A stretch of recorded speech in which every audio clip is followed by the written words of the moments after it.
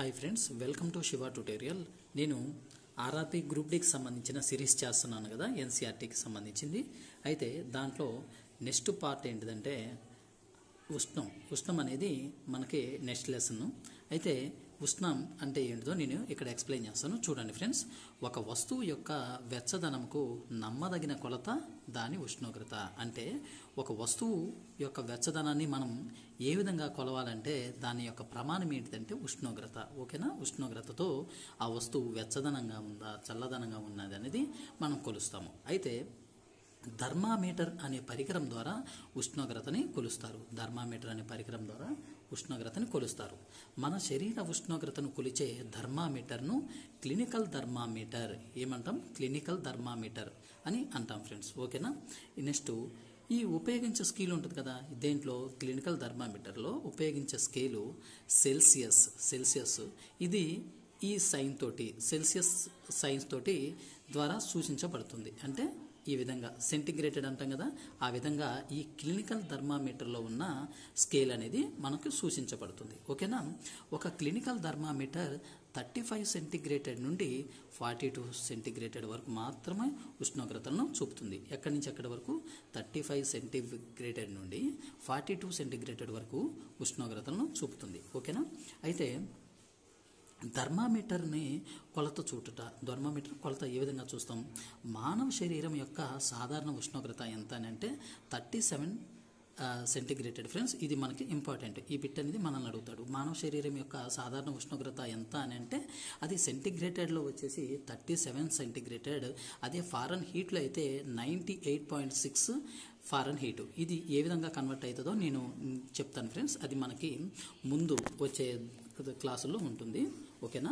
అంటే ఈ ఫార్ములా చేస్తాం. F2C అంటే 5/9 ఇంటూ F-32 అని సెంటిగ్రేటెడ్ టు ఫారెన్ హీట్లోకి చేంజ్ చేయాలంటే X ఇంటూ 9/5 + 32 అనేది మనకు యూజ్ చేస్తారు. అది ఏ విధంగా యూజ్ చేయాలనేది నేను మీకు చెప్తాను నెక్స్ట్ క్లాస్లో. అంటే రానున్న పై తరగతిలో ఉంటుంది, అక్కడ నేను చెప్తాను. ఓకేనా?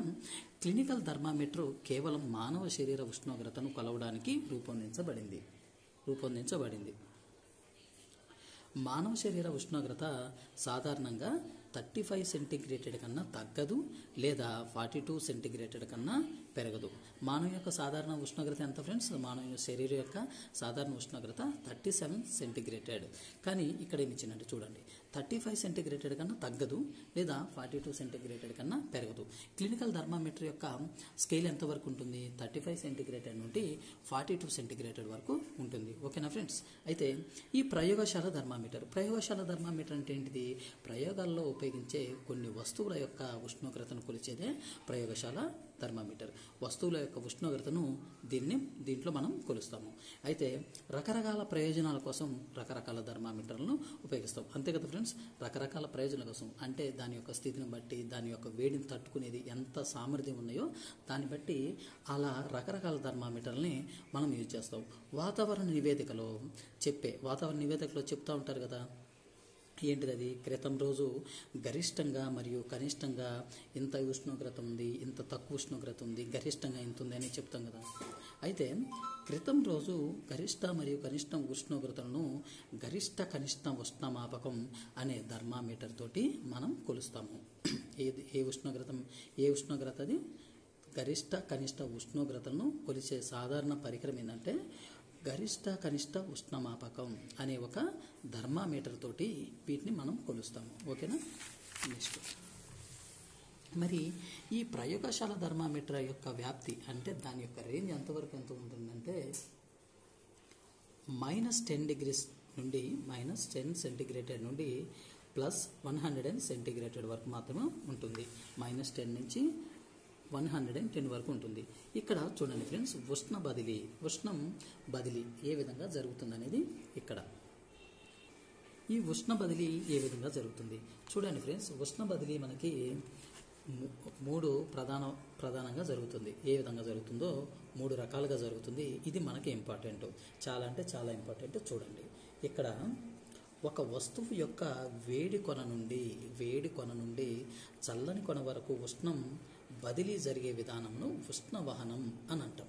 సపోజు ఒక మంట దగ్గరికి మీరు వెళ్ళండి. మంట దగ్గరికి వెళ్ళి ఒక ఇనుప కడ్డీని తీసుకొని వెళ్ళండి. ఇనుప కడ్డీని తీసుకొని వెళ్ళి దాన్ని మీరు ఒకవేళ చేత్తో పట్టుకున్నారనుకోండి, ఆ ఇనుప కడ్డీ ఆ మంట మీద పెట్టిన మరుక్షణము ఒక కొన్ని సెకండ్ల తర్వాత ఏమవుతుందంటే మీ చెయ్యి కాలుతుంది. అంటే ఆ ఫస్ట్ ఉన్న కొన నుండి ఈ కొన వరకు ఆ ఉష్ణం ఏ విధంగా ప్రసారమైంది అని అంటే ఉష్ణ వహనం అనే పద్ధతి ద్వారా వేడి కొన నుండి చల్లని కొన వరకు ఆ ఉష్ణం అనేది ప్రవాహం జరిగింది. దానిని ఏ విధానం అంటే ఉష్ణవహనం అనే విధానం ద్వారా అక్కడ మీ చెయ్యి కాలింది. సాధారణంగా ఈ ప్రక్రియ దేంట్లో కనిపిస్తుందంటే ఘన పదార్థాల్లో ఉష్ణవహన విధానంలో ఉష్ణం అనేది బదిలీ అవుతుంది. ఏ విధానంలో? ఉష్ణవహన విధానంలో. ఓకేనా? అయితే ఉష్ణమును తమ గుండా సులభంగా ప్రసరింపజేసే పదార్థాలను ఉష్ణవాహకాలు అని అంటారు. వాహనం అంటే ఏంటి ఫ్రెండ్స్? మనల్ని మోసుకు వెళ్ళేది, లేకపోతే మనం ఒక దగ్గర నుంచి ఇంకొక దగ్గరికి తీసుకువెళ్ళేది వాహనం అంటాం. అయితే ఉష్ణమును తమ గుండా సులభంగా ప్రసరింపజేసే పదార్థాలను ఉష్ణవాహకాలు అని అంటాం. ఎగ్జాంపుల్ ఏంటి అంటే అల్యూమినియం, రాగి, ఇవి ఉష్ణ వాహకాలుగా పనిచేస్తాయి. మరి ఉష్ణమును తమ గుండా ప్రసరింపజేయని పదార్థాలను ఉష్ణబంధకాలు అని అంటాం. ఎగ్జాంపుల్ చెక్క, ప్లాస్టిక్. అంతే కదా ఫ్రెండ్స్. ఇప్పుడు ఆ మంటకి దగ్గరగా లేకపోతే కరెంట్ షాక్ కొట్టిన కొంతమంది వ్యక్తులు ఉన్నారనుకోండి, వాళ్ళని మీరు ఇనప రాడ్డుతోటి కొడతారా లేకపోతే ఒక కర్రతోటి కొడతారా? ఖచ్చితంగా కర్రతోటే కొడతారు. ఎందుకనంటే కర్ర అనేది ఒక చెక్క అనుకోండి, ఆ చెక్క అనేది ఆ ఉష్ణ ప్రసారాన్ని రానివ్వదు, తనలోకి ఎంటర్ అవనిదు, అంటే ఉష్ణాన్ని బంధిస్తుంది. కాబట్టి ఉష్ణ బంధకం అని అంటాం. ఓకేనా? మరియు నీరు మరియు గాలి ఉష్ణ అధమ వాహకాలు. ఇక్కడ చూడండి, నీటిని వేడి చేసినప్పుడు ఏ విధంగా ఆ నీరు అనేది వేడెక్కుతుంది అనేది ఇక్కడ చూద్దాం. నీటిని వేడి చేసినప్పుడు మంటకు దగ్గరగా ఉన్న నీరు వేడిని పొందుతుంది. వేడి నీరు ఏమవుతుందంటే పైకి లెగుస్తుంది. చల్లనీరు పక్కల నుండి కిందికి ఉష్ణ వనరు ఉన్న ప్రాంతం వైపుకు కదులుతుంది. ఆ నీరు కూడా వేడిని పొందుతుంది.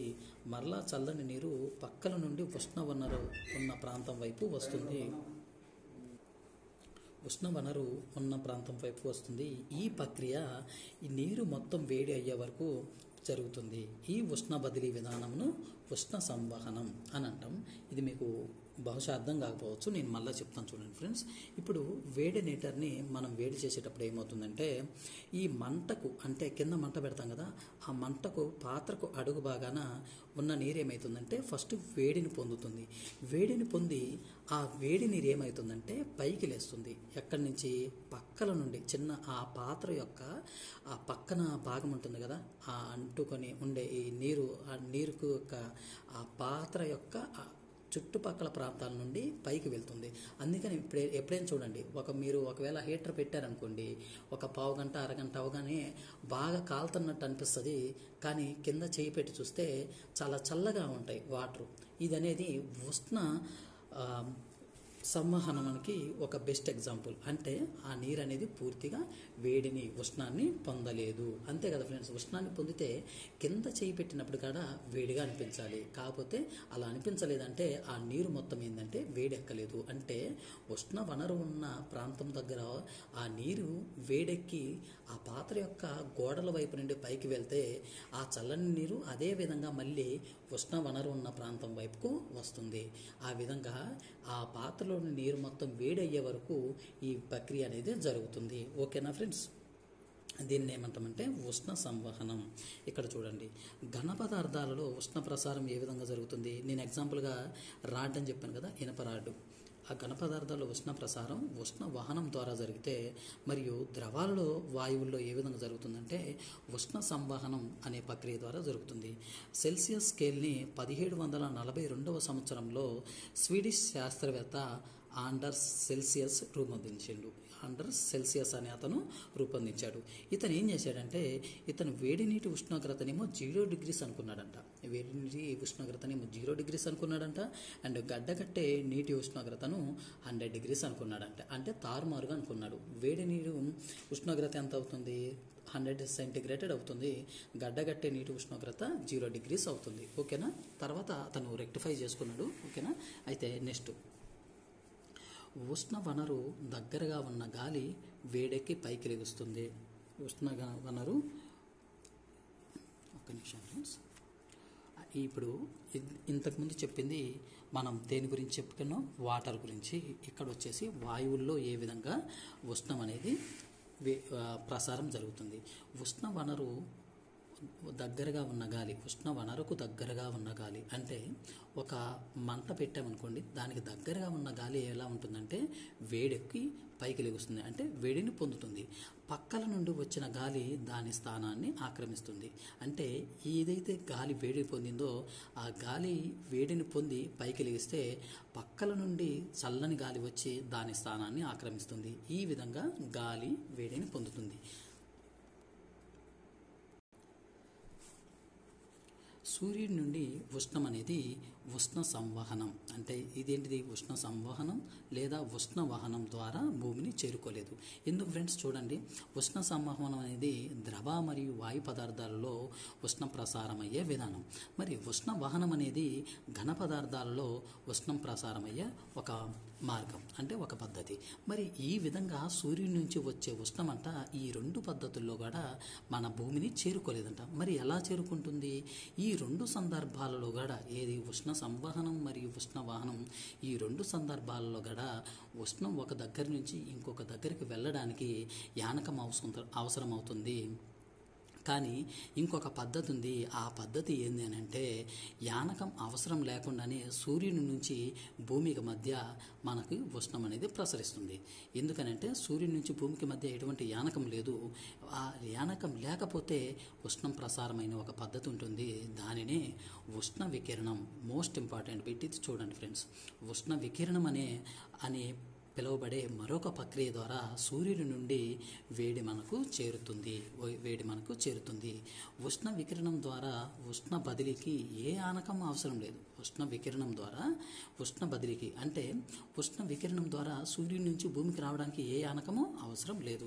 మన శరీరం కూడా పరిసరాలకు ఉష్ణాన్ని ఇవ్వడం మరియు పొందడం అనేది ఉష్ణ వికిరణం ద్వారా జరుగుతుంది. అంటే మన పరిసరాలు అనేవి ఉష్ణాన్ని పొందాలన్నా ఉష్ణాన్ని తీసుకోవాలన్నా సరే ఎటువంటి యానకం అవసరం లేదు. ఆ యానకం లేని విధానాన్ని మనము ఉష్ణ వికిరణం అని అంటాము. అన్ని వేడి వస్తువులు ఉష్ణ వికిరణాన్ని చెందిస్తాయి. అన్ని వేడి వస్తువులు ఏం చేస్తాయంట, ఎటువంటి యానకం లేకుండానే పరిసరాలకు వేడిని అందిస్తాయి అండ్ తీసుకుంటాయి. ఈ ఉష్ణం ఏదైనా వస్తువుపై పడినప్పుడు, అంటే ఈ ఉష్ణం కనుక దగ్గరలో ఉన్న ఏదైనా వస్తువుపై పడినప్పుడు దానిలో కొంత భాగం గ్రహించబడుతుంది, కొంత భాగం వికిరణం చెందుతుంది. అంటే ఇప్పుడు సపోజ్ ఇక్కడ చేస్తాం చూడండి, ఇక్కడ నుంచి వేడి వస్తుంది, వేడి వచ్చి ఇది ఒక వస్తువు దీని మీద పడుతుంది, దీని మీద పడి మళ్ళీ వెళ్ళిపోతుంది. అంటే ఇక్కడ నుంచి వచ్చిన వేడి అనేది ఈ వస్తువు అనేది కొంచెం అబ్జర్వ్ చేసుకుంటుంది, అంటే గ్రహించబడుతుంది, కొంత భాగాన్ని వికిరణం చెందిస్తుంది. ఓకేనా ఫ్రెండ్స్, అర్థమైంది కదా. ఉష్ణం యొక్క శోషించబడిన కారణంగా, అంటే ఈ ఉష్ణం అనేది ఈ శోషించబడిన కారణంగా వస్తువు యొక్క ఉష్ణోగ్రత పెరుగుతుంది, అంతే కదా. ఇక్కడ ఉన్న ఈ వస్తువు యొక్క ఉష్ణోగ్రత నుండి ఇక్కడ ఉష్ణం ఉంది కదా, ఈ వస్తువు అబ్జర్వ్ చేసుకుంది.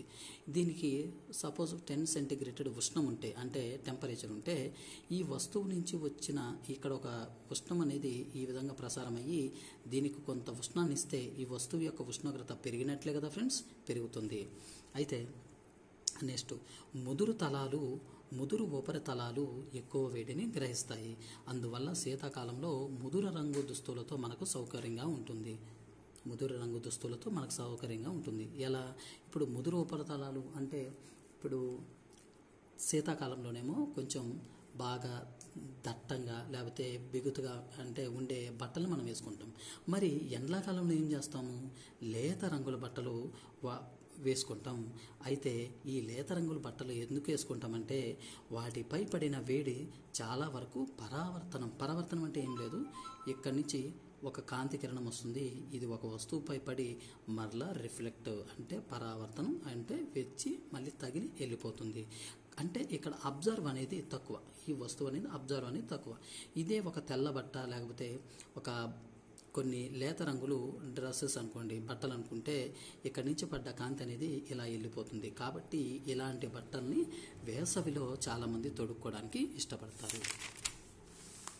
నెక్స్ట్ మరియు వేసవిలో వాటిని ధరించడం మనకు మరింత సౌకర్యంగా ఉంటుంది. అంతే కదా, ఒక్కబోత పోసేటప్పుడు వేసవిలో బాగా ఒక్కబోత పోస్తుంది కదా, అలాంటప్పుడు ఫ్రీగా గాలి పోవడానికి ఉండేటట్టు వేసుకుంటాం. అంతేగాని బాగా ఒక్కపోత వచ్చే బట్టల్ని మనం వేసుకోము.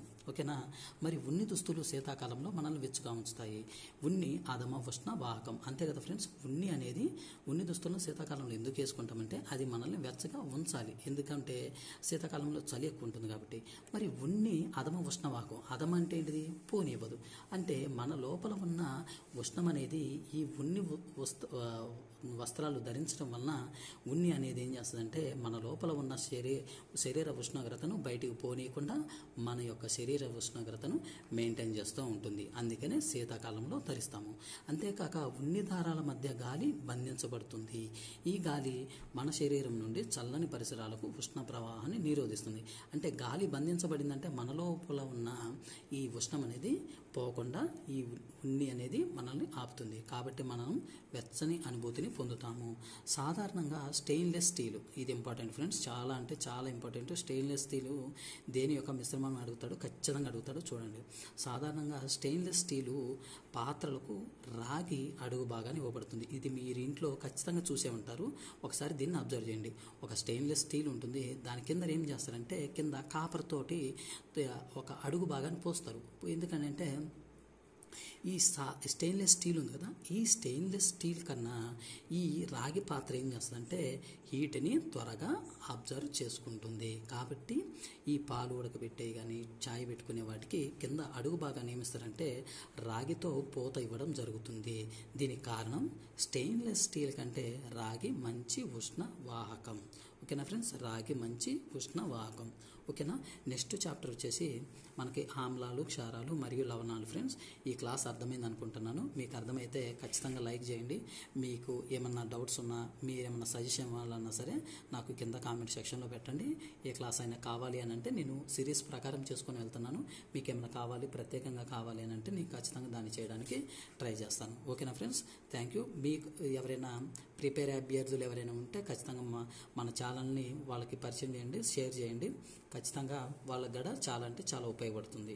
గ్రూప్ డి కొట్టడంలో మీకు ఈ ఛానల్ తరపున 25కి 25 మార్క్స్ ఇవ్వడమే సైన్స్లో నా ధ్యేయం. ఓకేనా. 25కి 25 మార్క్స్ రావడం అనేది నా ధ్యేయం. ముందు బేసిక్స్ బాగా నేర్చుకోండి, తర్వాత ప్రీవియస్ ఇయర్ క్వశ్చన్స్ ఏ విధంగా వస్తున్నాయి అనేది అబ్జర్వ్ చేయండి. ఈ కాన్సెప్ట్ ఏం నేర్చుకోకుండా మీరు అక్కడికి వెళ్ళి ఇబ్బంది పడద్దు. క్వశ్చన్ తిప్పి అడిగితే మీరు ఇబ్బంది పడతారు. ఓకేనా ఫ్రెండ్స్. నేను 6th 7th మొత్తం అయిపోయిన తర్వాత 6th 7th సంబంధించి ఒక లైవ్ టెస్ట్ లాంటిది కానీ లేకపోతే ఒక ఎగ్జామ్ కానీ కండక్ట్ చేస్తాను. ఎవరైనా ఇంట్రెస్ట్ ఉన్న పీపుల్ దాంట్లో జాయిన్ అయ్యి దాన్ని రాయొచ్చు. ఓకేనా ఫ్రెండ్స్, థ్యాంక్ యూ. నెక్స్ట్ ఆమ్లాలు, క్షారాలు అనేది నెక్స్ట్ లెసన్లో నేను చెప్తాను. ఓకేనా, థ్యాంక్ యూ.